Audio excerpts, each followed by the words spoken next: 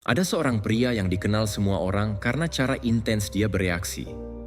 Di tempat kerja, kata apapun yang terlintas cukup untuk menghilangkan kedamaian hatinya. Di dalam rumah, kemunduran kecil apapun bisa berubah menjadi diskusi.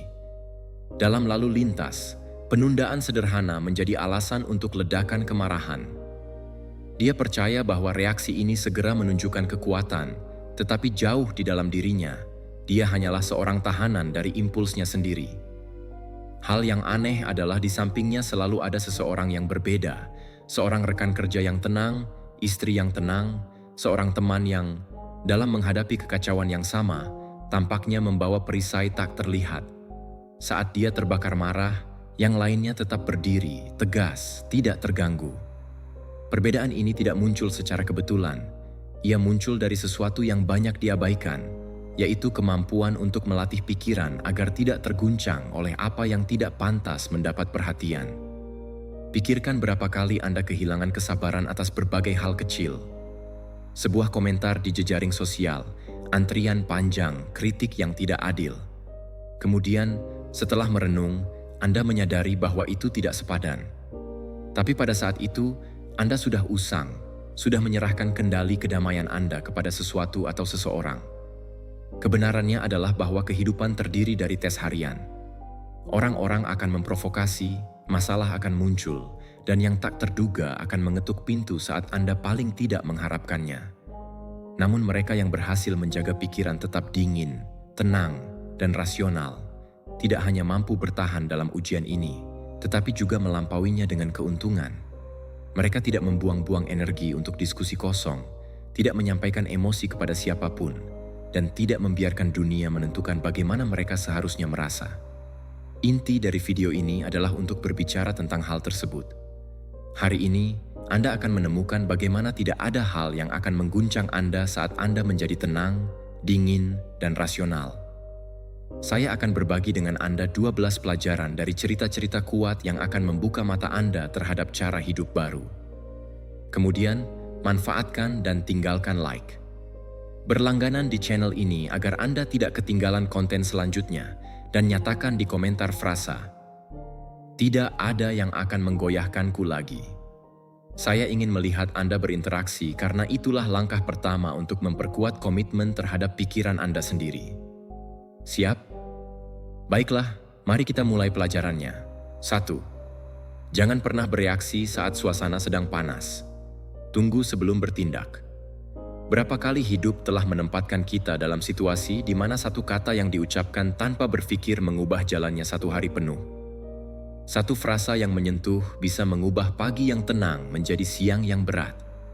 Satu gerakan yang tidak dipikirkan dengan matang dapat menandai suatu hubungan selamanya.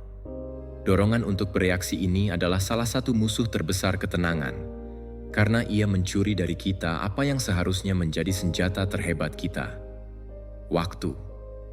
Waktu untuk mengamati, waktu untuk bernapas, saatnya memilih jawaban terbaik. Ketika seseorang bertindak didorong oleh panasnya saat ini, bukan akal sehat yang berbicara, tetapi api emosi yang membakar dan memadamkan jejak kejelasan apapun. Kebanggaan, kemarahan, dan dorongan hati menguat. Dan semuanya yang dikatakan tentang domain ini biasanya menimbulkan penyesalan. Ini seperti meluncurkan batu ke dalam air. Dampaknya cepat, tapi gelombangnya menyebar jauh melampaui yang dibayangkan. Dan ketika akhirnya kami menyadari besarnya apa yang telah dilakukan, tidak ada lagi cara untuk menarik kembali isyarat tersebut. Para filsuf kuno memahami hal ini dalam bentuk yang dalam. Mereka tahu bahwa reaksi pertama hampir selalu menyesatkan, bahwa pikiran yang tertekan mendorong kita untuk percaya bahwa kita perlu menanggapi segera, padahal sebenarnya kekuatan sejati terletak pada penundaan tanggapan. Kemarahan terasa intens pada awalnya, tapi sementara, jika Anda tidak memberi makan api, ia akan padam. Keheningan di sini adalah momen itu seperti perisai tak terlihat yang melindungi dari apapun yang dapat menghancurkannya di dalam. Penantian ini tidak berarti pasif, tetapi disiplin. Itu adalah pilihan sadar untuk tidak menjadi budak dorongan sendiri. Siapa yang menunggu menunjukkan dirinya sebagai orang yang bertanggung jawab. tidak dipandu oleh provokasi eksternal atau oleh panasnya emosi batin. Ketenangan yang muncul dari postur ini bagaikan mercusuar di tengah badai, kokoh, konstan, tenang, menerangi bahkan ketika segala sesuatu di sekitarnya seakan ingin tenggelam. Ada yang mengacaukan sikap ini dengan kelemahan. Faktanya, justru sebaliknya. Tidak ada yang lebih kuat daripada menahan diri ketika segalanya di dalam diri Anda berteriak meminta reaksi segera. Yang meledak dalam hitungan detik menunjukkan bahwa dirinya berada di tangan siapapun kata-kata atau gerakan orang lain. Orang yang bernapas dan menunda jawaban menunjukkan bahwa ia dapat mengatur dirinya sendiri. Oleh karena itu, diam dalam menghadapi serangan atau kritik bisa lebih merusak daripada apapun yang berteriak. Yang lain menunggu ledakan, tetapi menemukan dinding ketenangan. Itu tidak hanya melucuti penyerang, tetapi juga mengungkapkan kekuatan yang tidak perlu ditampilkan agar dapat dirasakan. Kebiasaan menunggu sebelum bertindak dibangun seperti yang lain melalui praktik sehari-hari. Di setiap provokasi, setiap situasi tidak nyaman, Anda memiliki kesempatan untuk melatih diri. Ini bukan tentang memenangkan dunia, tetapi tentang mengatasi dorongan dalam diri Anda. Ketika seseorang mengucapkan kata-kata kasar kepada Anda, biarkan kata-kata itu datang dan tetap tertahan sesaat, tanpa tanggapan. Di ruang kecil ini diam, Anda akan menyadari bahwa amarah kehilangan intensitas, yang dikembalikan oleh pikiran yang melihat dengan jelas, dan bahwa kebutuhan untuk bereaksi tidak lagi sekuat yang tampaknya. Seiring berjalannya waktu, penantian ini menjadi hal yang alami. Berhenti bereaksi langsung tidak memerlukan usaha, karena menjadi bagian dari cara hidup Anda. Anda menjadi seseorang yang berpikir sebelum berbicara, yang bertindak dengan tenang, bukannya menyerah pada panasnya situasi. Seseorang yang menginspirasi rasa hormat, bukan karena apa yang dikatakannya, tetapi untuk apa yang berhasil tidak dikatakannya. Dan perbedaan yang dibuatnya dalam hidup adalah sangat besar. Lebih sedikit penyesalan, lebih sedikit keausan, lebih sedikit pertempuran yang tidak berguna dilancarkan terhadap mereka yang tidak layak diperjuangkan. Jangan pernah bereaksi saat suasana sedang panas. Tunggu, bernapas. Biarkan emosi berlalu seperti gelombang yang pecah dan larut sendiri. Baru kemudian putuskan apa yang harus dilakukan. Menunggu mungkin tampak seperti sebuah detail, tapi di dalamnya tersembunyi hikmah dan kekuatan yang membentuk karakter yang tak tergoyahkan. Siapapun yang bisa menguasai naluri respon segera telah memberikan salah satu langkah terbesar di jalan menuju ketenangan, kesejukan, dan rasionalitas. 2. Berlatihlah bersikap acuh tak acuh terhadap kritik dan pujian. Sejak usia dini, kita belajar untuk terlalu peduli terhadap apa yang mereka katakan tentang kita. Komentar negatif memiliki kekuatan untuk mencuri tidur kita, dan pujian dapat meningkatkan ego kita sampai pada titik di mana kita percaya bahwa kita tak terkalahkan. Namun keduanya memiliki risiko yang sama, menjauh dari siapa kita sebenarnya dan menyerahkan pendapat orang lain ke tangan mereka. Kaum Stoa memahami bahwa hidup sesuai dengan kritik dan pujian adalah hidup di penjara tak terlihat, di mana setiap kata yang diucapkan oleh orang lain menjadi kunci yang membuka atau menutup keadaan pikiran Anda. Ketika seseorang mengkritik kita, reaksi pertama cenderung defensif. Kita ingin membantah, membuktikan, membenarkan. Kita merasa perlu untuk membersihkan gambar seolah-olah satu kalimat bisa mendefinisikan seluruh identitas kita. Namun kritik yang mendalam mengatakan lebih banyak tentang siapa yang memancarkannya daripada mereka yang menerimanya. Mereka sering mencerminkan rasa iri, frustrasi, kesalahpahaman, atau hanya keterbatasan bagi mereka yang tidak dapat melihat melampaui dirinya sendiri. Jika Anda menyerap semua ini sebagai kebenaran mutlak, Anda menyerahkan arah hidup Anda kepada orang-orang yang, sebagian besar waktu, tidak memiliki komitmen terhadap evolusi mereka. Demikian pula, pujian bisa tampak tidak berbahaya, tetapi mereka menyimpan perangkap. Ketika Anda mengkondisikan motivasi untuk pengakuan eksternal, hidup seperti perahu yang hanya bergerak ketika menerima angin, dan angin tidak selalu bertiup. Kurangnya tepuk tangan bisa membuat Anda percaya bahwa usaha Anda tidak ada gunanya.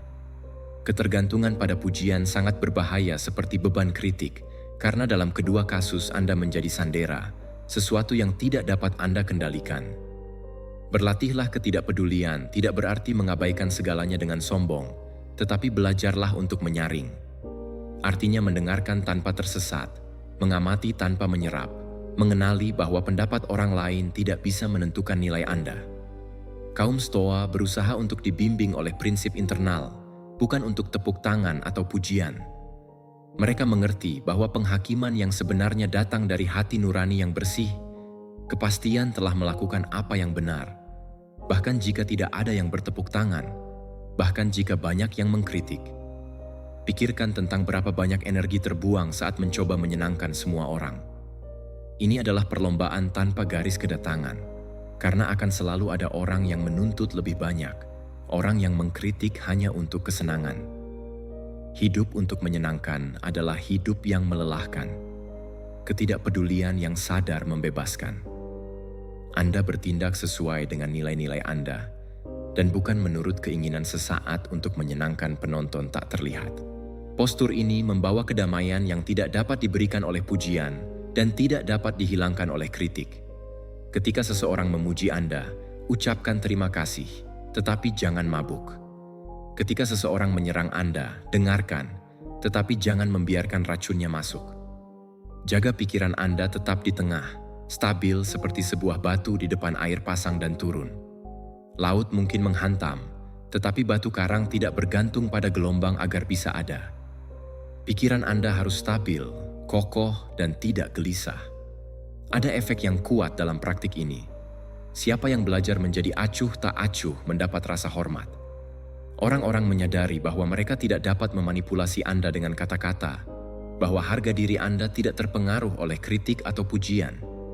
Ini menyampaikan kekuatan karena menunjukkan bahwa identitas Anda tidak ada di tangan orang lain. Anda tidak akan terguncang ketika mereka berkata buruk dan juga tidak terpesona saat mereka berbicara baik. Konsistensi ini jarang terjadi, dan itulah sebabnya mengapa ia dikagumi. Dalam latihan, melatih postur ini membutuhkan kesadaran sehari-hari. Setelah menerima kritik, daripada bereaksi, tanyakan pada diri Anda, apakah ini memiliki dasar yang nyata?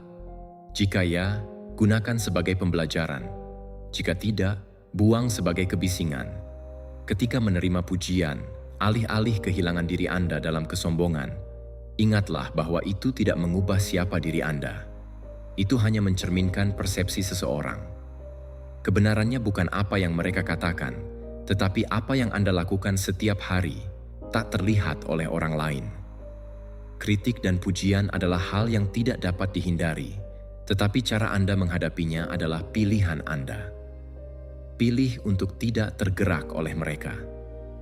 Pilih untuk berjalan dengan ketegasan, berdasarkan apa yang Anda anggap adil, benar, dan perlu. Mereka yang hidup seperti ini menemukan kebebasan langka, kebebasan untuk menjadi siapapun, tanpa perlu validasi orang lain. Berlatihlah bersikap acuh tak acuh, bukan bersikap dingin atau tidak peka, tetapi sebagai kebijaksanaan yang melindungi Anda. Karena pada akhirnya bahkan kritik pun tidak akan merendahkan, dan pujian pun tidak akan membuat Anda hebat.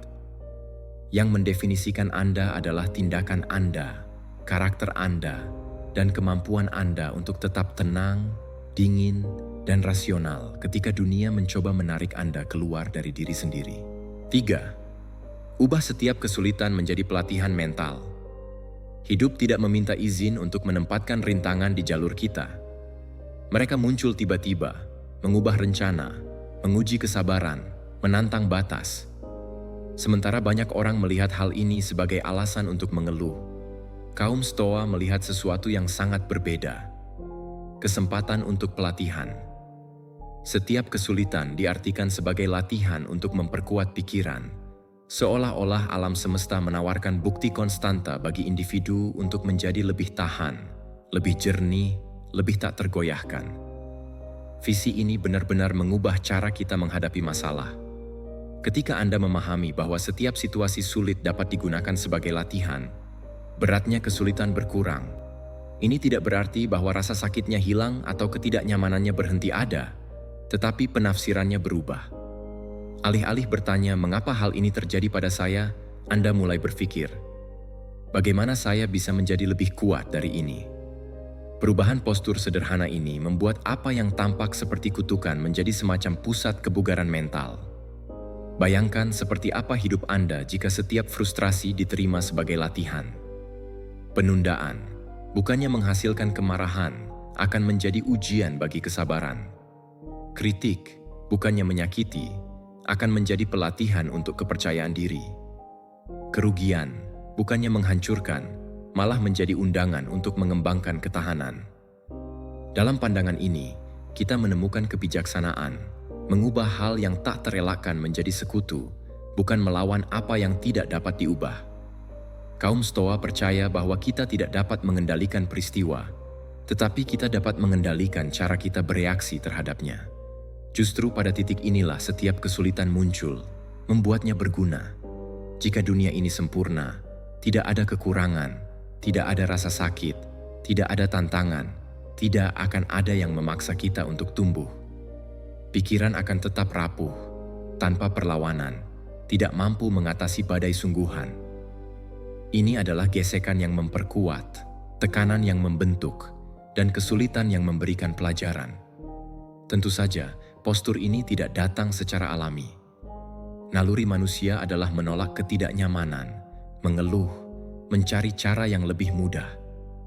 Oleh karena itu, mengubah kesulitan menjadi pelatihan adalah sebuah pilihan sadar, suatu tindakan disiplin. Ini melihat apa yang mengganggu Anda dan berkata, "Ini tidak akan menghancurkan saya, kan? Bentuklah saya." Setiap kali Anda bertindak dengan demikian, Anda membangun jenis otot tak terlihat, kekuatan diam yang tidak ada seorang pun yang bisa mengambilnya. Ketika situasi yang tidak menyenangkan muncul, jangan menganggapnya sebagai musuh.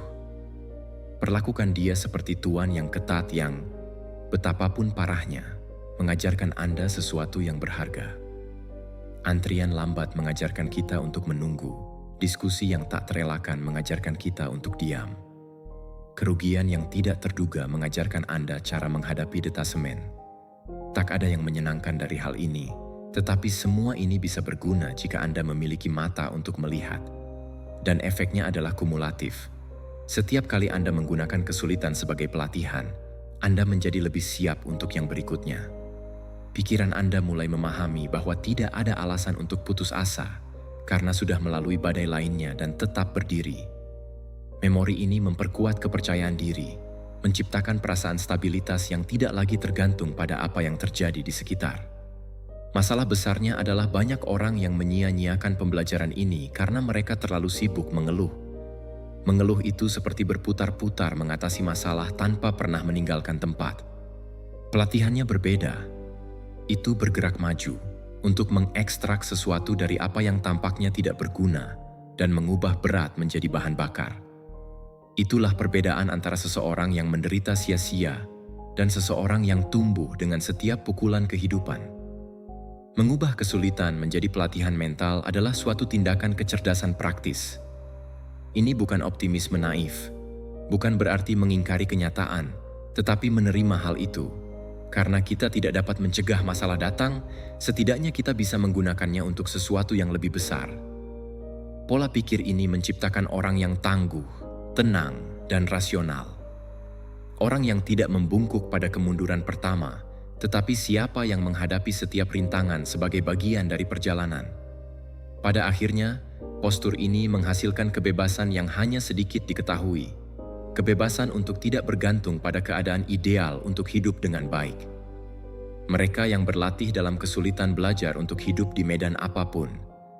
Di mana orang lain putus asa, Anda melihat pelatihan. Di mana yang lain runtuh, Anda tumbuh lebih kuat. Inilah inti dari stoicisme dalam tindakan. Gunakan hidup sebagai tempat kebugaran, dan setiap tantangan sebagai latihan yang membentuk pikiran untuk sesuatu yang lebih besar. 4. Belajar mengamati lebih dari sekadar berbicara. Kita hidup di suatu masa di mana semua orang ingin berbicara, tetapi sedikit yang ingin mengamati. Jaringan sosial mengubah setiap orang menjadi spesies penerbit opini yang konstan, komentar, dan penilaian. Hasilnya adalah kebisingan yang tidak terputus, di mana suara-suara tumpang tindih, tetapi sedikit yang benar-benar mengatakannya sesuatu yang bernilai. Kaum Stoa melihat hal ini dengan jelas. Dia yang terlalu banyak bicara akan tersesat dengan kata-kata mereka sendiri, sementara siapa yang mengamati mempelajari apa yang paling tidak pernah disadari. Mengamati lebih dari sekadar melihat. Ini menangkap detail yang tidak disadari oleh mereka, yang terlalu sibuk mencoba memaksakan diri. Ketika memasuki ruangan, orang yang berbicara tanpa henti tidak memperhatikan gerakan, ekspresi, dan keheningan. Sekarang, dia yang mengamati akan menyadari niat tersembunyi, emosi yang tak terucapkan, gerakan halus yang mengungkapkan lebih banyak daripada pidato apapun. Keterampilan diam adalah suatu bentuk kekuatan, karena memberikan informasi yang memungkinkan Anda bertindak bijak saat itu juga. Dorongan untuk berbicara sering muncul saat-saat ego. Kami ingin didengarkan, kami ingin membuktikan bahwa kami tahu, kami ingin meninggalkan jejak kami. Namun dengan menyerah selalu pada dorongan ini, kita kehilangan manfaat dari mendengarkan dan merenung.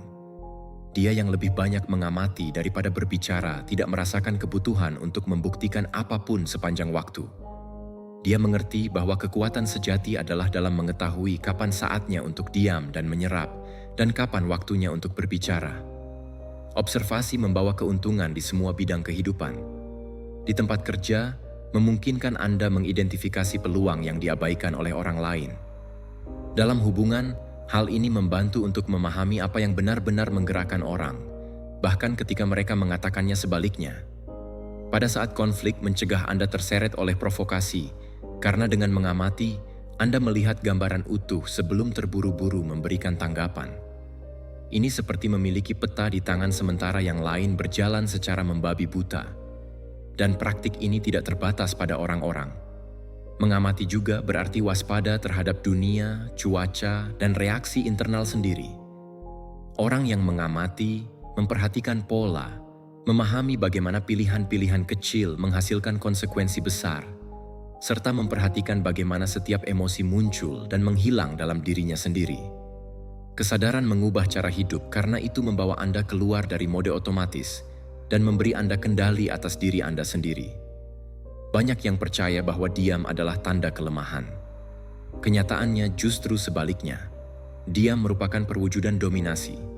Itu mengganggu Anda karena menunjukkan bahwa Anda tidak mudah terprovokasi, tidak perlu membenarkan diri sendiri dengan setiap kritik, dan tidak mengejar persetujuan dalam setiap kalimat. Keheningan mereka yang mengamati lebih berat daripada ucapan orang yang sedang terburu-buru untuk menanggapi. Ketenangan ini membingungkan karena menunjukkan bahwa Anda tidak memainkan permainan yang sama dengan orang lain. Pengamatan membutuhkan disiplin. Ini melawan godaan untuk menyela. Ini untuk mengendalikan impuls untuk selalu memberikan pendapat Anda. Ini untuk membiarkan yang lain menunjukkan diri mereka sepenuhnya sebelum Anda mengeluarkan keputusan apapun. Itu juga melihat ke dalam dan menyadari bagaimana emosi mencoba mendorong kita untuk memberikan respons cepat. Setiap kali Anda memilih untuk mengamati daripada berbicara, Anda memperkuat kesabaran Anda, kejelasan Anda, dan kecerdasan praktis Anda. Dalam jangka panjang, kebiasaan ini membangun reputasi. Orang-orang mulai menyadari bahwa kata-kata Anda tidak terlontar ke angin, tetapi ketika Anda berbicara, ada berat, ada substansinya.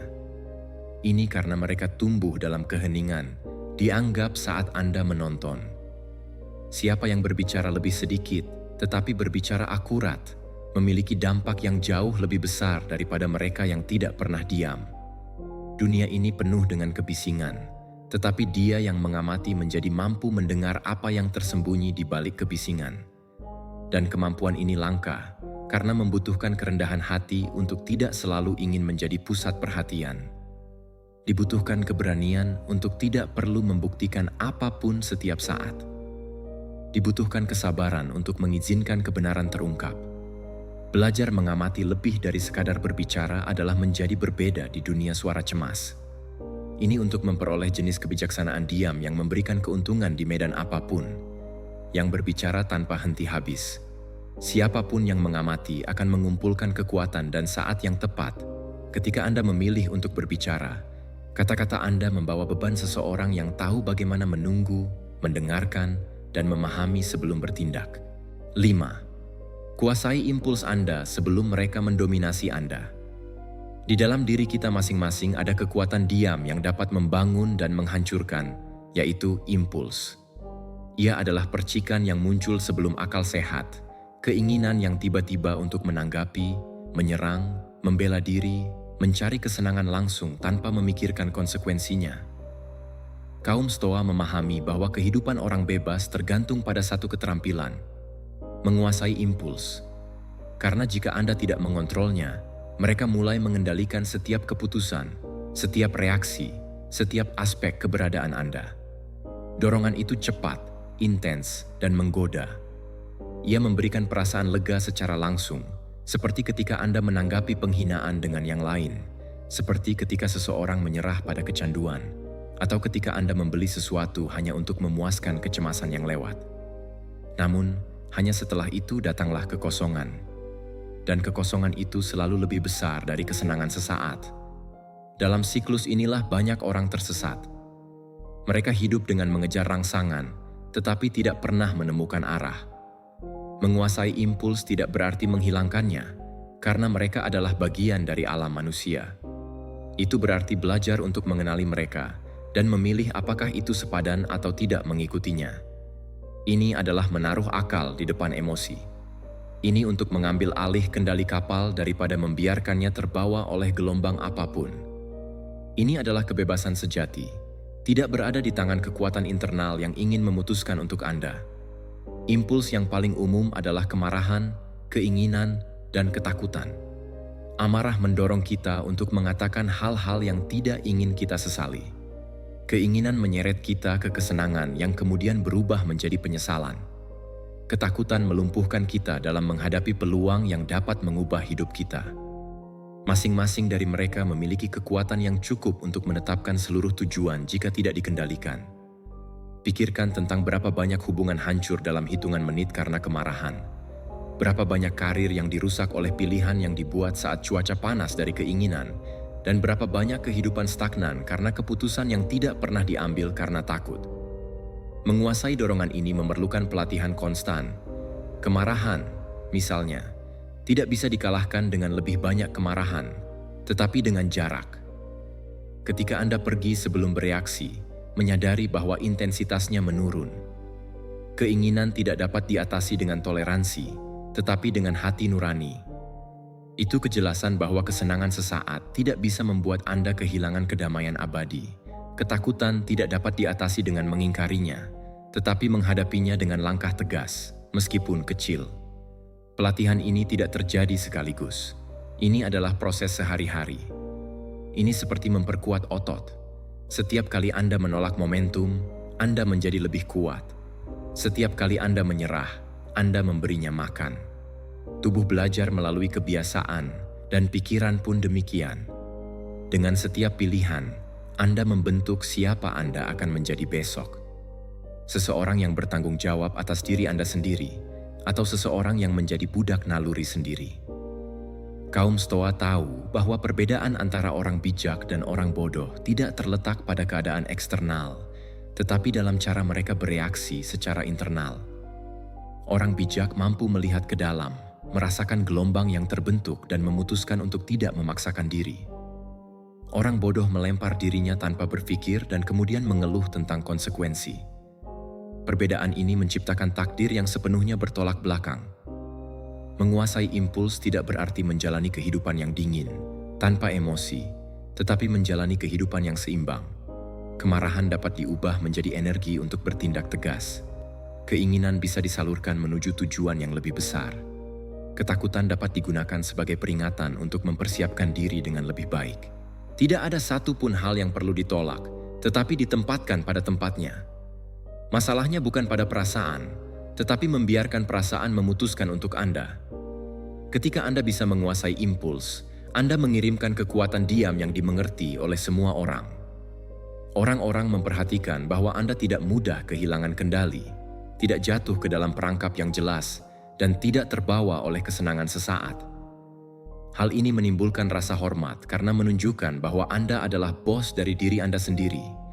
Dan menjadi pemilik diri sendiri adalah kekuatan terbesar yang bisa dimiliki seseorang.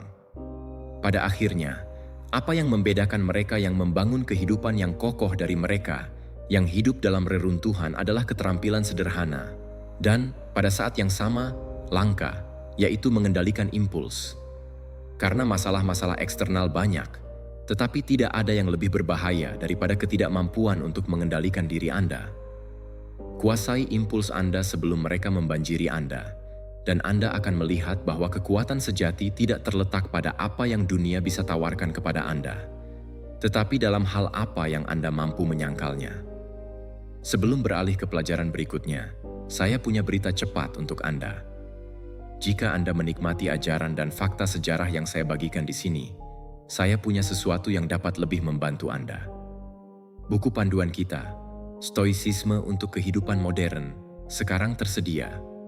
Di dalamnya, Anda akan menemukan cara menerapkan prinsip-prinsip dari Stoicisme untuk mengubah pikiran dan emosi Anda, menghadapi tantangan sehari demi sehari dengan kebijaksanaan dan ketenangan, baik dalam pekerjaan, dalam hubungan, atau dalam kesulitan sehari-hari.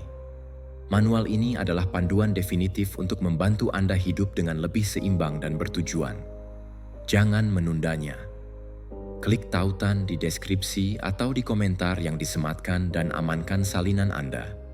Sekarang, ambil langkah berikutnya untuk menguasai emosi Anda dan mencapai kedamaian batin. Sekarang, mari kita kembali ke pelajaran kita. 6. Gunakan logika sebelum membuat keputusan apapun. Sebagian besar kesalahan yang kita buat bukan karena kekurangan pengetahuan, tetapi karena terburu-buru dalam mengambil keputusan yang didorong oleh emosi. Kemarahan, ketakutan, kecemasan, atau bahkan euforia dapat membuat kita mendorong pilihan yang nantinya ternyata membawa bencana. Itulah sebabnya para filsuf menekankan pentingnya selalu mengutamakan logika di atas emosi. Karena emosi itu bersifat sesaat, cepat berlalu, sedangkan keputusan yang diambil dapat menandai seluruh hidup kita. Ketika seseorang membiarkan dirinya dibimbing oleh emosi, itu seperti berjalan melewati kabut. Visi menjadi kabur, detail menghilang, dan jalan manapun tampaknya benar. Namun, ketika bergerak maju tanpa kejelasan, risiko terjatuh dalam lubang meningkat. Sekarang, logika berfungsi seperti cahaya yang menembus kabut, memungkinkan Anda melihat melampaui panasnya momen yang mendesak. Ini tidak menghilangkan kesulitan pilihan, tetapi menawarkan unsur-unsur yang diperlukan untuk pengambilan keputusan yang tegas dan sadar. Salah satu rahasia hebat logika adalah bahwa ia menciptakan jarak. Ketika menganalisis suatu situasi secara rasional, Anda menjauh cukup untuk tidak terseret badai emosional. Sepertinya itu alasannya adalah dataran tinggi, di mana mungkin untuk mengamati apa yang terjadi di bawah tanpa basah kuyup karena hujan. Jarak memungkinkan Anda untuk mengevaluasi pro dan kontra, memikirkan konsekuensinya, dan mengukur dampak nyata dari apa yang tampak mendesak, tetapi seringkali tidak. Logika menuntut pertanyaan. Sebelum bertindak, tanyakan pada diri Anda, apakah ini benar-benar diperlukan? Apa konsekuensinya? Dalam sebulan atau setahun? Keputusan ini semakin dekat atau menjauh dari apa yang saya anggap penting? Dengan menaruh pikiran untuk bekerja dengan pertanyaan objektif, Anda melemahkan dominasi emosi yang menginginkan respons segera tetapi jarang menawarkan kejelasan. Kehidupan sehari-hari penuh dengan jebakan yang mengeksploitasi emosi kita. Iklan, jejaring sosial, hubungan yang dangkal. Semua orang tahu bahwa jika mereka dapat membangkitkan emosi, mereka memiliki peluang lebih besar untuk memengaruhi keputusan Anda. Beli berdasarkan impuls, diskusikan kesombongan, menyerah karena takut. Setiap gerakan tersebut muncul dari emosi yang belum disaring oleh logika. Itu seperti menyerahkan kemudi hidup Anda kepada pengemudi yang tidak berpengalaman. Dia mungkin memberitahu Anda ke arah mana harus pergi, tetapi hampir tidak akan menjadi tujuan yang tepat. Sejarah terus-menerus melakukan latihan mengantisipasi skenario, bukan menjalaninya dengan khawatir, tetapi tidak terkejut dengan dampak emosionalnya. Mereka siap secara mental untuk menghadapi kekalahan, kritik, kesulitan. Jadi ketika sesuatu terjadi, logika sudah ada di tangan, siap untuk memandu reaksi. Ini membuat mereka kurang rentan terhadap perangkap emosi, karena pikiran mereka telah berlatih sebelumnya. Penting untuk menyadari bahwa menggunakan logika tidak berarti menyangkal emosi.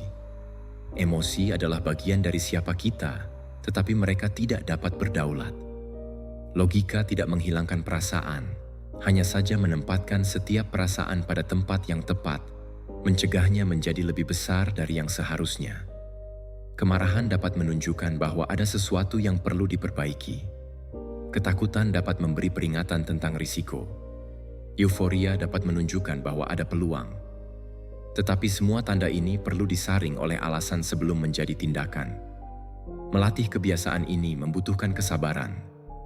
Pada awalnya, Anda mungkin memperhatikan bahwa Anda terus mengambil keputusan di tengah panasnya situasi, tetapi sedikit demi sedikit, kesadaran tumbuh.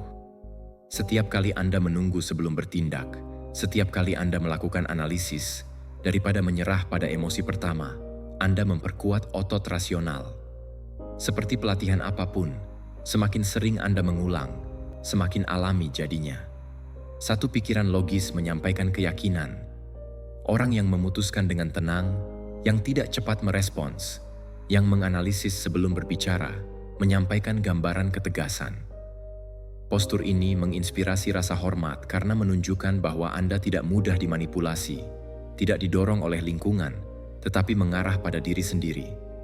Dengan cara ini, logika berubah menjadi kekuatan, tidak hanya internal, tetapi terlihat oleh siapapun yang ada di sekitar. Gunakan logika sebelum emosi adalah memilih kejelasan daripada tergesa-gesa, ketegasan sebagai pengganti ketidakstabilan, dan alasan sebagai pengganti impulsivitas. Siapa yang belajar melakukan ini tidak menjadi dingin atau jauh, tetapi membuat bijaksana. Karena kebijaksanaan bukanlah tidak adanya perasaan, tetapi kemampuan untuk merasakan dan tetap memilih dengan hati nurani. Pada akhirnya, setiap keputusan yang Anda buat membangun atau menghancurkan jejak yang Anda tinggalkan. Utamakan logika sebelum emosi bukan hanya sekadar teknik, tetapi sebuah gaya hidup. Itu adalah pilihan untuk hidup dibimbing oleh akal, menjadi penguasa atas diri sendiri, dan tidak menyerahkan nasib Anda kepada badai detak jantung sesaat. Ini adalah salah satu ujian kekuatan terbesar. Bertindaklah dengan tenang, dingin, dan rasional, bahkan ketika semuanya di dalam diri Anda meminta urgensi. 7. Menurunkan ekspektasi terhadap orang lain. Banyak rasa frustrasi manusia lahir dari kesalahan yang sama, yaitu menunggu orang lain. Kita menciptakan dalam pikiran versi ideal tentang bagaimana orang lain harus bertindak, berbicara, dan berperilaku. Dan ketika kenyataan tidak sesuai dengan fantasi, kita merasa kecewa, terluka, bahkan marah. Namun kenyataannya sederhana. Itu bukan perilaku orang lain yang menyakiti kita, tetapi jarak antara apa yang kita bayangkan dan apa yang terjadi yang kita terima.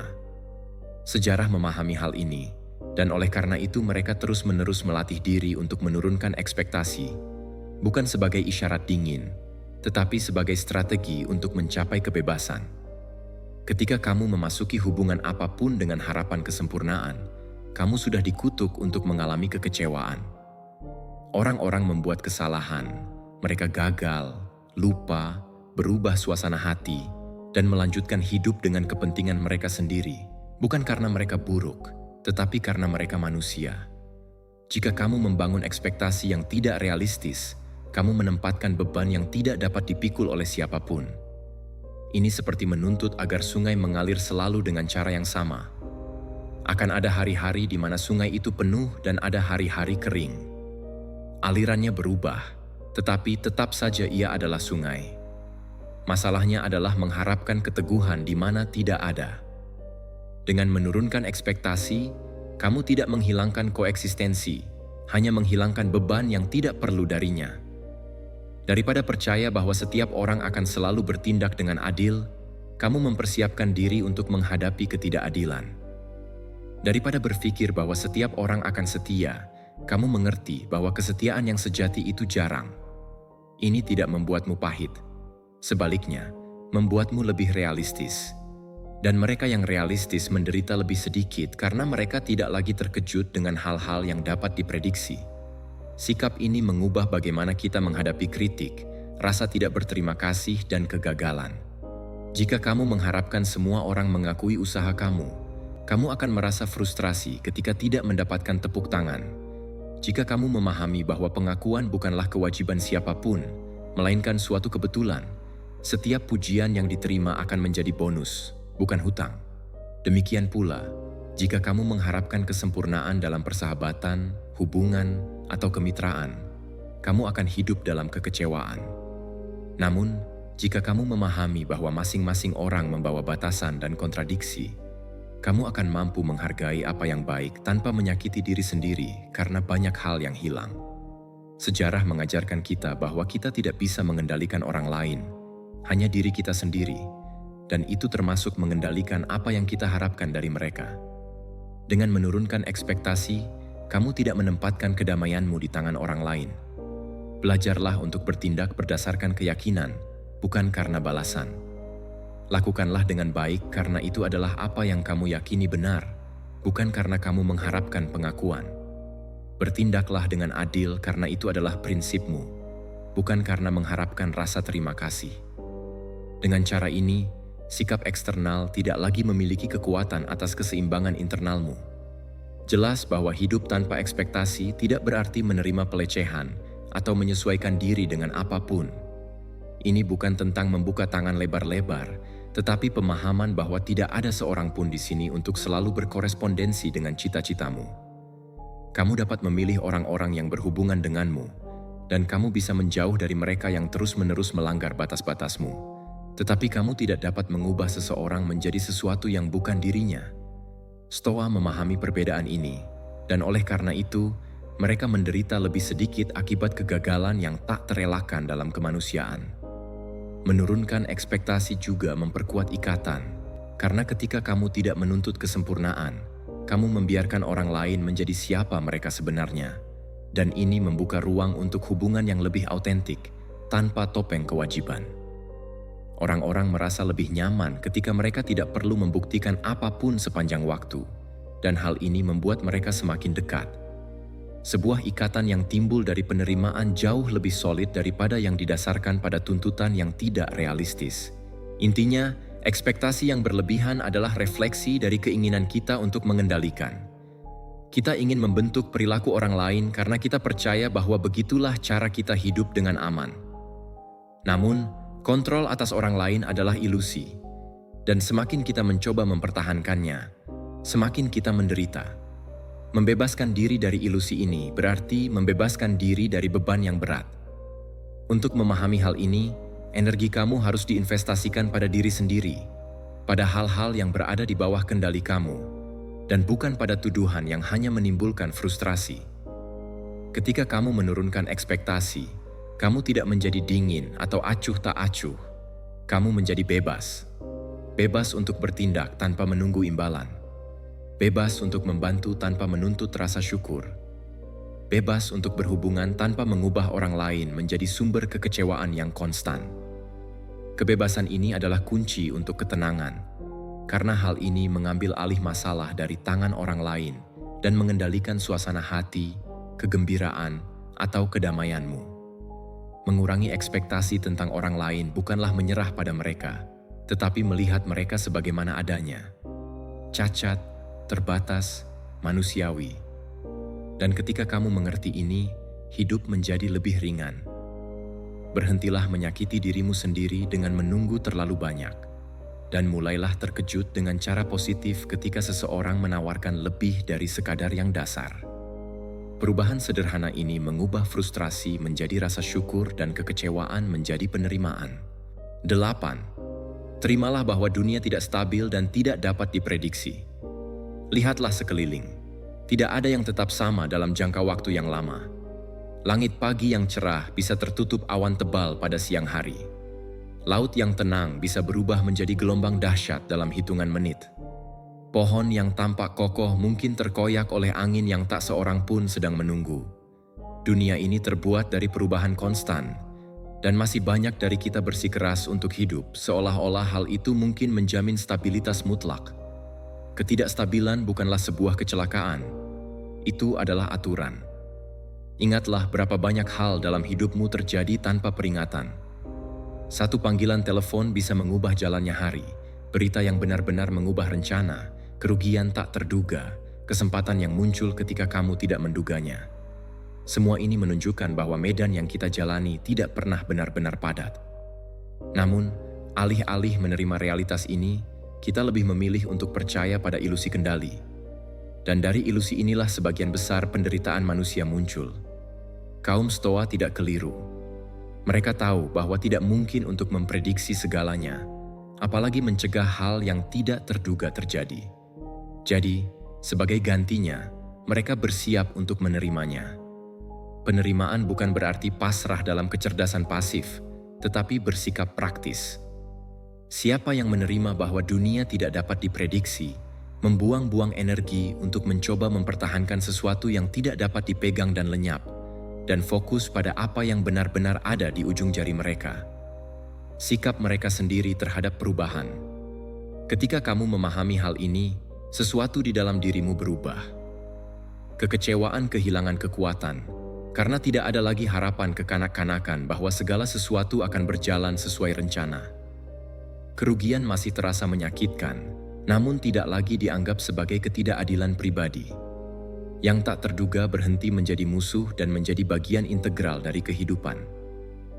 Perubahan perspektif ini tidak menghilangkan rasa sakitnya, tetapi membuatnya tertahankan, karena sekarang masuk akal dalam aliran hal yang alami. Ketidakstabilan dunia juga merupakan sumber keindahannya. Jika semuanya sudah tetap, tidak akan ada ruang untuk kejutan, untuk pertemuan baru, untuk transformasi. Laut yang sama yang bisa membawa badai juga menawarkan ketenangan yang tak terlupakan. Kehidupan yang sama yang menempatkan kita dalam kesulitan yang tak terduga, juga menyajikan peluang yang belum pernah kita bayangkan. Menerima hal yang tidak terduga bukanlah persiapan untuk hal yang lebih buruk, tetapi juga menjadi terbuka terhadap hal terbaik yang belum terjadi. Perlawanan terhadap kebenaran ini menghasilkan kecemasan. Kita hidup dalam ketegangan yang terus-menerus, karena kita ingin semuanya mengikuti naskah yang tertulis dalam pikiran kita. Tapi hidup tidak membaca naskah ini. Ia mengikuti siklusnya sendiri yang tidak meminta izin atau pendapat. Dan semakin cepat kita menerima ini, semakin cepat kita menemukan ketenangan yang tidak bergantung pada keadaan ideal. Menerima ketidakstabilan bukan tentang menyerah, tetapi memperkuat. Ini seperti seorang pelaut yang tidak menunggu laut berhenti bergerak untuk menyeberang. Ia belajar untuk memanfaatkan angin, beradaptasi dengan ombak, dan memandu perahu bahkan di tengah ketidakpastian. Kehidupan menuntut kebijaksanaan yang sama dari kita. Tidak mengendalikan laut, tetapi belajar untuk menavigasinya. Ada kebebasan yang mendalam dalam menjalani kehidupan seperti ini.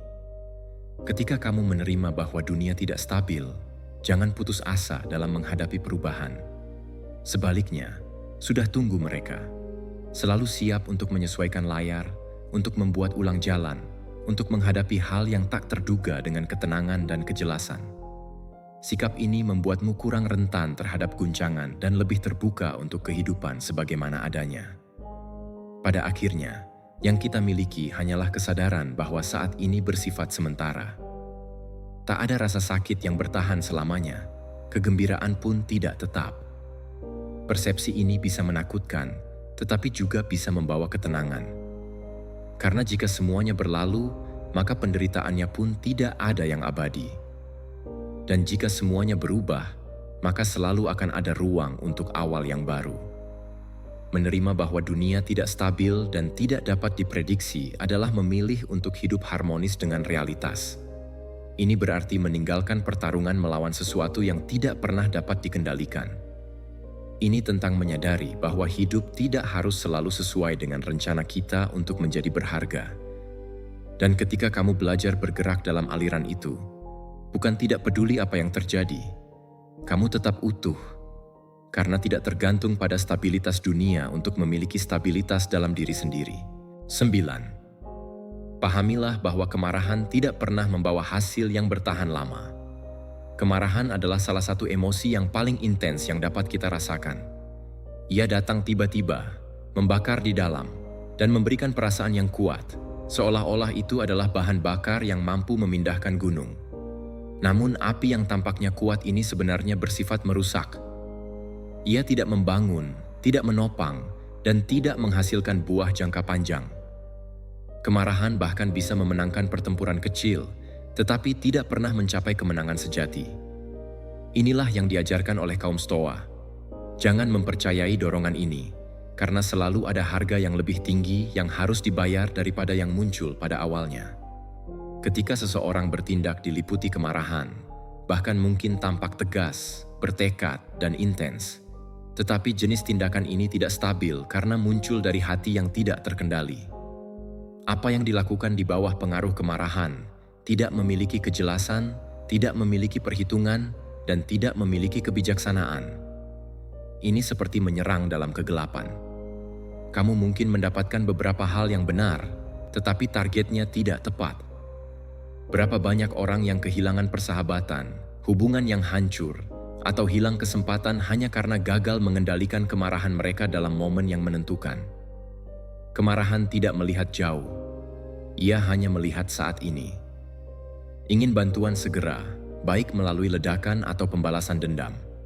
Namun, ketika debu mulai mereda, yang tersisa hampir selalu adalah penyesalan.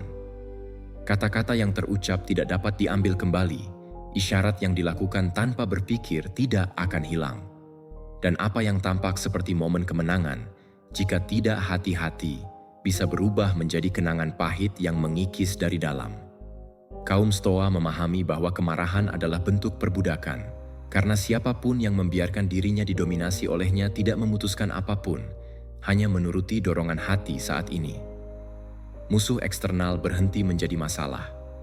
Musuh yang sebenarnya adalah kurangnya pengendalian internal. Ini seperti menyerahkan kendali hidupmu kepada kesempatan, membiarkan apapun yang memprovokasi mampu mengarahkannya. Hidup seperti ini adalah hidup yang rentan, selalu bergantung pada belas kasihan orang lain. Ada yang mengatakan bahwa kemarahan bisa digunakan sebagai motivasi, tetapi ini adalah bahan bakar yang tidak stabil dan oleh karena itu tidak bertahan lama. Apa yang dibangun di bawah energi kemarahan jarang dapat bertahan karena muncul dari ketidakseimbangan. Ini berbeda dengan disiplin, kejelasan, atau ketetapan hati. Ini memang membangun hal-hal yang bertahan. Hanya kemarahan yang usang, lelah, dan melemah seiring berjalannya waktu. Mengendalikan kemarahan bukan berarti berpura-pura bahwa itu tidak ada. Kita semua merasakannya pada suatu titik karena itu adalah bagian dari sifat kita. Tetapi tidak merasakan apapun sama dengan menyerah. Itu mungkin mengakui kemarahan tanpa membiarkannya mengendalikan tindakanmu. Dimungkinkan untuk bernapas dalam-dalam, menunggu, mengamati, dan kemudian memutuskan. Ruang antara perasaan dan tindakan adalah di mana akal budi berperan, dan di sanalah kekuatan sejati terwujud. Ketahanan dalam menghadapi provokasi bukanlah tanda kelemahan, tetapi dominasi. Siapapun bisa meledak, tetapi hanya sedikit yang bisa tetap tenang saat mereka ditantang. Ketenangan inilah yang mengesankan, melucuti senjata, dan menunjukkan kekuatan. Karena kemarahan mungkin membuat keributan, tetapi ketenangan membawa kewibawaan. Dan otoritas dibangun dalam keheningan tetap ada saat teriakan sudah menghilang. Kemarahan tidak pernah membawa hasil yang bertahan lama, karena segala sesuatu yang lahir darinya tidak stabil. Hubungan yang bertahan akibat ledakan berakhir dalam kerusakan. Keputusan yang dibuat dalam keadaan panas kemarahan akhirnya memakan biaya yang mahal. Prestasi yang dicapai dengan kebencian berakhir dengan kekalahan akal. Apa yang tersisa berdiri adalah apa yang muncul dari kejelasan, penalaran, dan disiplin. Sisanya hanya api penumpang. Jadi, ketika kemarahan membanting pintu, gunakanlah sebagai tanda peringatan, bukan sebagai panduan. Ia bisa menunjukkan bahwa ada sesuatu yang perlu disesuaikan, tetapi tidak harus memutuskan untukmu. Bernapaslah, jika perlu menjauh, tunggu waktu yang diperlukan agar apinya kehilangan kekuatan. Barulah pilihlah jalan yang benar-benar membangun. Sikap ini tidak menghilangkan konflik, tetapi memastikan kamu keluar dari konflik tersebut tanpa kehilangan dirimu sendiri.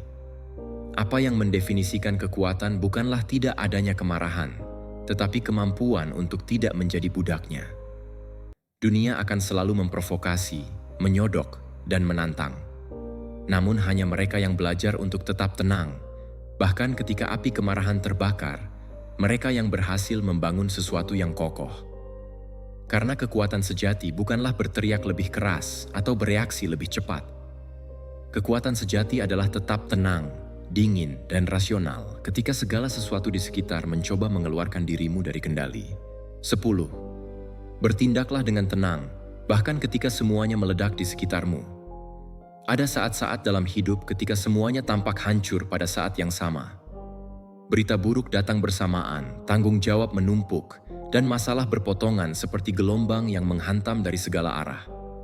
Pada saat-saat seperti ini, naluri yang wajar bagi kebanyakan orang adalah masuk ke dalam putus asa, berlari dari satu sisi ke sisi lain tanpa kejelasan, dan bereaksi lebih dengan panik daripada akal sehat. Tetapi justru di sanalah terungkap siapa kamu yang sebenarnya mampu mengendalikan diri. Tidak sulit untuk terlihat tenang ketika semuanya berjalan salah. Ujian yang sebenarnya adalah tetap tenang ketika semuanya meledak di sekitarmu. Pikiran manusia, ketika diambil oleh kekacauan eksternal, cenderung mencerminkan kekacauan yang sama di dalam. Ini seperti danau yang, ketika terkena batu, terisi ombak dan kehilangan transparansi. Ketenangan tidak lahir dari menunggu, tidak ada yang melempar batu, tetapi lahir dari kemampuan untuk mempertahankan kejelasan bahkan ketika permukaannya terganggu. Kaum Stoa memahami bahwa ketenangan tidak bergantung pada keadaan ideal, tetapi pada disiplin batin. Tetap tenang di tengah kebingungan bukanlah gerakan pasif, tetapi sebuah bentuk tindakan sadar. Terburu-buru untuk bertindak tanpa berpikir menghasilkan lebih banyak kesalahan, menciptakan masalah tambahan, dan melipat gandakan berat dari apa yang sudah ada. Ketenangan, sebaliknya, mengatur pikiran, mengembalikan fokus, dan memungkinkan kamu melihat apa yang sebenarnya penting. Ia seperti komandan yang tidak kehilangan ketenangannya di tengah pertempuran. Ketenanganmu membimbing pasukan, bahkan ketika musuh muncul begitu banyak. Ketenangan tidak menafikan masalah. Ia menyadari gravitasi, tetapi tidak membiarkan diri lumpuh karenanya. Dengan menjaga pengendalian internal, kamu mendapatkan keuntungan yang menentukan, dapat melihat hal-hal yang tidak dilihat orang lain. Sementara semua orang membiarkan diri mereka didominasi oleh rasa takut atau kemarahan, postur tubuhmu yang tenang memberi ruang untuk solusi yang tidak muncul di tengah keributan. Dalam kontras inilah, kekuatan sejati bukan untuk dibawa-bawa oleh gelombang emosi kolektif, tetapi menjadi titik tetap di tengah badai. Dan kamu tidak perlu mencari terlalu jauh untuk menyadari kekuatan ini. Berapa kali situasi yang rumit telah terselesaikan karena seseorang tetap tenang saat semua orang di sekitar merasa putus asa? Berapa banyak kecelakaan yang dapat dihindari karena tidak ada seorang pun yang menyerah pada kepanikan? Ketenangan menular dengan cara yang sama seperti rasa takut. Ketika kamu berdiri teguh, kamu memberi orang lain kesempatan untuk juga menstabilkan diri. Ketenangan itu menjadi mercusuar yang tidak hanya membimbingmu, tetapi juga semua orang di sekitarmu. Latih postur ini memerlukan latihan terus-menerus. Jangan menunggu kekacauan besar untuk belajar bagaimana cara tenang. Mulailah dengan situasi kecil. Kemacetan lalu lintas, antrian panjang, komentar silang. Masing-masing dari momen ini bisa menjadi latihan dalam ketenangan. Jika kamu belajar untuk menjaga kendali dalam ledakan kecil hari demi hari, kamu akan siap untuk menghadapi ledakan besar dalam kehidupan yang tak terelakkan. Dengan cara ini, otot ketenanganmu menjadi kuat. Satu pelatihan yang diam dan berulang. Dan penting untuk diingat bahwa ketenangan bukanlah kedinginan yang tidak peka. Itu tidak berarti tidak merasakan apapun atau menarik diri dari dunia. Itu berarti merasakan, tetapi tidak membiarkannya memutuskan untukmu. Ini adalah menjaga hati di bawah kendali pikiran, dan bukan sebaliknya. Ini adalah mengubah emosi menjadi informasi, dan bukan menjadi perintah. Ini adalah perbedaan antara mereka yang bertindak bijaksana dan yang bereaksi tanpa berpikir. Siapa yang bisa tetap tenang di tengah kekacauan adalah kemenangan yang langka. Percayalah, orang-orang akan datang untuk melihat seseorang yang dapat mereka percayai dalam dirimu. Seseorang yang tidak menyerah pada putus asa, seseorang yang menularkan rasa aman. Hal ini menimbulkan rasa hormat karena menunjukkan bahwa stabilitasmu tidak bergantung pada keadaan, tetapi pada kekuatan interior yang kamu bangun. Kehidupan akan selalu ada momen ledakan. Kamu tidak dapat mencegah semua krisis, namun kamu dapat memilih cara melewatinya. Kebanyakan orang membiarkan diri mereka terseret ke dalam kepanikan, tetapi beberapa memutuskan untuk bertindak dengan tenang. Dan merekalah yang keluar lebih kuat, lebih jernih, dan lebih siap. Mengapa ketika semuanya meledak di sekitar, ketenangan bukan hanya sekadar kebajikan, itu adalah kebajikan terbesarmu. 11. Selalu ingat, kedamaianmu lebih berharga daripada sekadar diskusi apapun. Sedikit sekali hal-hal yang mengonsumsi lebih banyak energi daripada kalah dalam argumen yang tidak ada gunanya. Dan mudah terjebak. Seseorang memprovokasi, kamu menjawab. Pertukaran kata meningkat, dan ketika kamu menyadarinya, berjam-jam dihabiskan untuk mencoba membuktikan sesuatu yang dalam praktiknya tidak mengubah apapun. Kamu pergi dengan kelelahan, mudah tersinggung, dan pikiran yang berat. Apa yang kamu dapatkan sebagai balasannya? Tidak ada. Itulah sebabnya kaum Stoa mengulangi dengan jelas. Kedamaianmu lebih berharga daripada diskusi apapun. Diskusi untuk dorongan adalah untuk memberikan apa yang kamu miliki. Keseimbangan batin yang paling berharga sebagai imbalan atas kemenangan ilusi. Mengapa bahkan ketika kamu memenangkan argumen, keausan berlanjut? Orang lain jarang mengubah pikiran, dan rasa dendam masih menyelimuti udara. Ini seperti bertarung di atas jembatan yang reyot. Bahkan jika kamu menang, kalian berdua berisiko terjatuh. Sebaliknya, perdamaian adalah padat. Ketika kamu memilih untuk melestarikan ketenanganmu, bukannya tersesat dalam argumen yang tak berujung, kamu tetap utuh. Energimu, kejelasan, dan kemampuan untuk bergerak maju. Bukan berarti menghindari percakapan serius atau menghindari posisi yang tegas, tetapi memahami perbedaan antara pertukaran konstruktif dan pertarungan ego. Pertukaran yang pertama membangun, yang kedua hanya menghancurkan. Ada ilusi umum bahwa kita perlu memiliki kata terakhir dalam diskusi, gagasan bahwa kita perlu memiliki kata terakhir. Ego tidak tahan terlihat salah, tidak tahan menyerah, tetapi dalam praktiknya, kata terakhir jarang memiliki nilai. Seringkali, menyerah dalam diam adalah demonstrasi kekuatan terbesar, karena menunjukkan bahwa kamu tidak perlu membuktikan apapun. Kebenaranmu tidak tergantung pada persetujuan eksternal untuk ada. Sejarah menghargai diam justru karena mereka memahami bahwa kedamaian batin dinegosiasikan. Mereka tahu bahwa pendapat orang lain itu tidak stabil, bahwa setiap orang melihat dunia dari keterbatasan mereka sendiri. Jika kamu bersedia melawan setiap komentar, setiap kritik, setiap provokasi, kamu akan menghabiskan seluruh hidupmu berputar di sekitar apa yang dipikirkan orang lain. Dan harga yang harus dibayar adalah kehilangan dirimu sendiri. Menjaga perdamaian tidak berarti menjadi acuh tak acuh atau pasif. Itu berarti memilih pertempuranmu dengan bijak, yang layak mendapatkan energimu. Ada saat-saat ketika berbicara itu perlu, ketika kamu berada di posisi prinsip atau nilai yang tidak bisa dinegosiasikan, tetapi sebagian besar diskusi tidak memiliki bobot seperti itu. Mereka adalah perkelahian karena kesombongan, perbedaan pendapat tanpa pentingnya, perselisihan yang tidak menambah apapun. Pada saat-saat ini, pilihan paling bijaksana adalah tetap diam dan melanjutkan hidup. Sikap ini membutuhkan keberanian, karena diam dalam menghadapi provokasi bisa disalahartikan sebagai kelemahan. Tetapi siapapun yang memahami hukum tahu bahwa tidak ada demonstrasi kekuatan yang lebih besar daripada tetap tenang ketika dunia mencoba menjatuhkanmu ke dalam kekacauan. Ketenangan pada saat-saat seperti ini adalah perisai tak terlihat yang melindungi pikiranmu. Ia mengganggu mereka yang mengharapkan ledakanmu karena menunjukkan bahwa kamu tidak dimanipulasi dan tidak menari mengikuti suara provokasi. Seiring berjalannya waktu, postur ini menjadi kebiasaan. Kamu belajar untuk mengidentifikasi dengan cepat ketika percakapan berubah menjadi diskusi yang tidak berguna. Belajarlah untuk mundur sebelum amarah mengambil alih, untuk menjaga kata-kata kamu saat-saat ketika mereka benar-benar akan memberi dampak. Dan sedikit demi sedikit kamu menyadari bahwa hidupmu menjadi lebih ringan, karena tidak lagi membuang-buang energi pada pertempuran yang tidak pernah terjadi dan yang tidak mengarah kemanapun, tetapi masih memiliki dampak yang lebih besar. Ketika kamu melindungi kedamaianmu, kamu mulai menginspirasi orang lain untuk melakukan hal yang sama.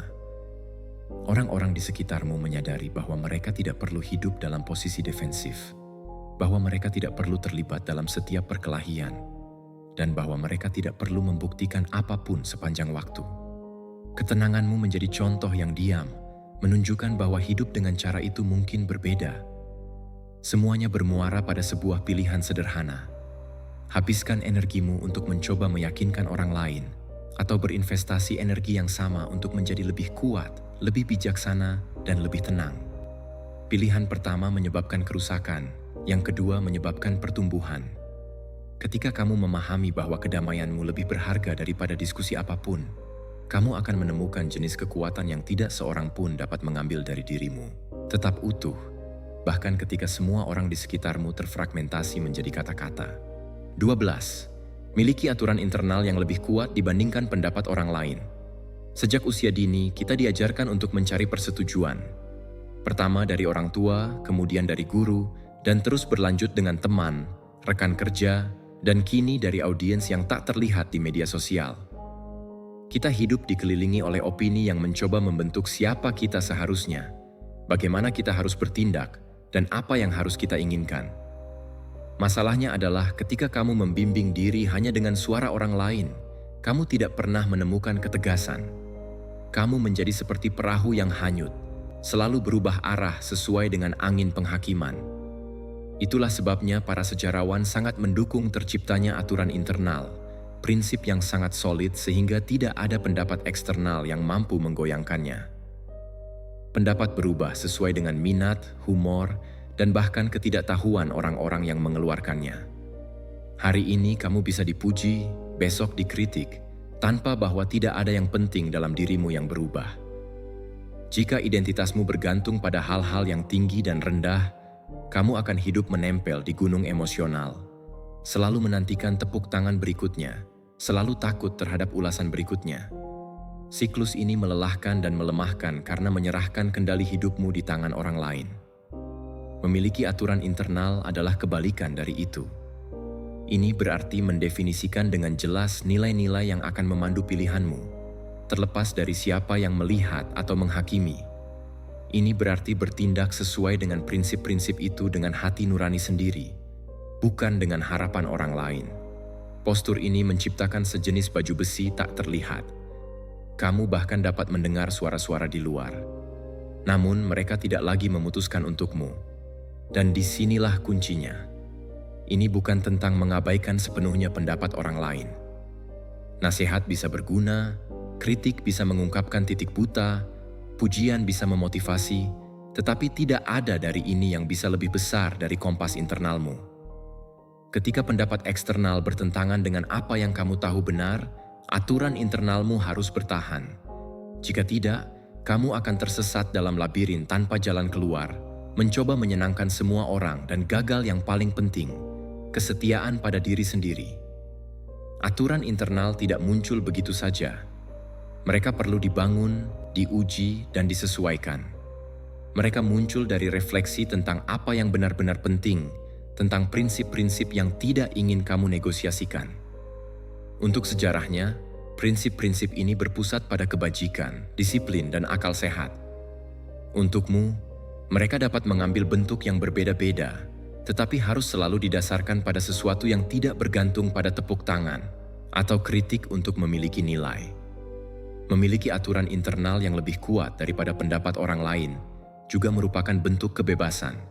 Karena ketika kamu tahu dengan jelas apa yang harus dilakukan, kamu tidak lagi membuang waktu mencoba menebak apa yang akan dipikirkan orang lain. Kejelasan ini mengurangi kecemasan, meningkatkan kepercayaan diri, dan memperkuat karakter. Kamu mulai hidup dengan lebih sedikit rasa takut akan penghakiman, karena memahami bahwa tidak ada penghakiman eksternal yang lebih penting daripada internal. Pikirkan bagaimana hal ini mengubah keputusan-keputusan kecil sehari-hari. Berapa kali kamu melakukan sesuatu karena takut terhadap apa yang akan mereka katakan? Berapa kali kamu membuang-buang energi untuk mencoba membenarkan diri kepada orang-orang yang, di latar belakang, tidak memiliki komitmen terhadap hidupmu?